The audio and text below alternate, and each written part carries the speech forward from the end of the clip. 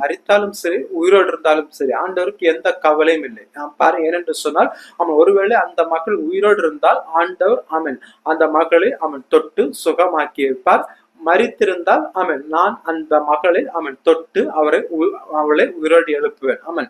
இதனால ஆண்டவருக்கு எந்த கவலையும் கிடையாது. பாருங்களா, அந்த இடத்துல மற்ற ஜனங்கள் எல்லாரும் கலக்கமுற்றிருக்கிறார்கள். பாருங்கள், இந்த இதெல்லாம் நடக்கிறது எந்த இடத்துல என்று சொன்னால் அந்த மகள் மரண தருவாயான சூழ்நிலை இருக்கிற வேளையில. பாருங்கள், இன்றைக்கு ஒரு ஆள் மரண அவஸ்தைக்குள்ளாக சீரியஸாக காணப்படும் போது ஆம்புலன்ஸ் அழைக்கும் போது திடீரென்று சொல்ல ஆம்புலன்ஸ் கடந்து வரும்.